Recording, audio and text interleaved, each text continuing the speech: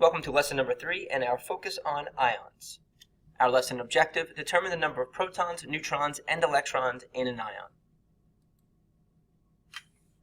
Ions are charged particles, and they are formed when a neutral atom is either gaining or losing electrons to form these charged particles. So if you're a neutral atom and you lose electrons, that means you're losing negative charges. So you become more positive and you form a cation. If you're a neutral atom and you gain electrons, that means you're gaining negative charges, and therefore overall you have more negative charges, so you form a negative anion. So there are two types, as I mentioned, the cat and the anion. The cation is when the atom loses an electron or electrons to become positively charged. This is known as oxidation. So here's an example here. Here is the neutral sodium atom. It's an atom, so we know that the number of protons equals the number of electrons. You see 11 positive charges and 11 negative charges. Now, if we lose one electron here, that means we only have 10 negative charges, but we still have 11 positive charges. So overall, we have one extra positive charge, which is indicated as the charge of the ion. So it's Na plus or Na plus 1. Notice that the number of protons cannot change. That identifies the substance. That makes it sodium in this example.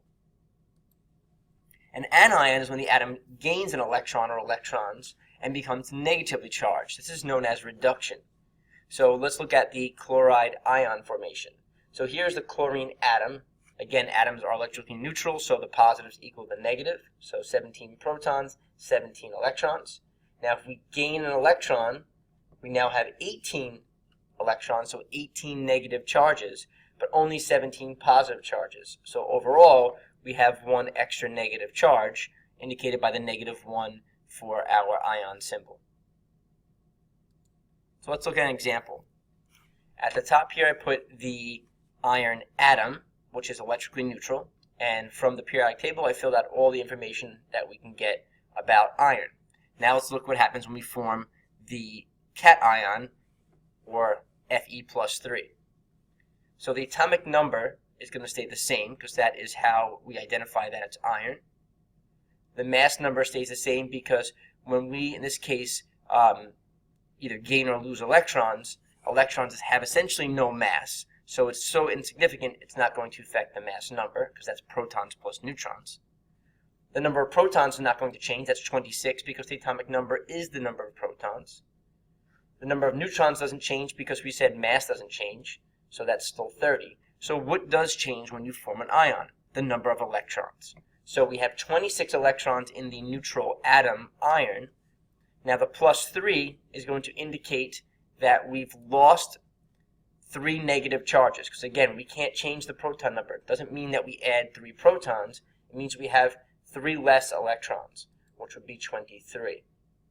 So when you compare protons to electrons, we have 26 positive charges from the 26 protons, and we're going to have 23 negative charges from the 23 electrons, and when you add those together, we have an overall positive 3, which is indicated on the ion symbol.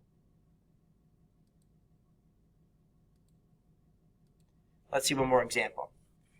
Again, at the top, I have the neutral atom. In this case, it's bromine. And then I have the ion, which is the bromide ion. In this case, it's an anion. It's negative. So again, the atomic number will not change. Neither will the mass number. Neither will the number of protons, because we know it's Br. Neutrons does not change because mass doesn't change. So we know it's only the electrons that are changing in an ion. In this case, -1 means we have one extra negative charge. We've added one extra electron. So instead of 35, we have 36. And so we look at the number of protons, which is 35 positive charges, and the number of electrons, which is going to be 36 negative charges. Overall, we have one extra negative charge, which is indicated on the ion symbol. Let's check your understanding. Can you determine the number of protons, neutrons, and electrons in an ion?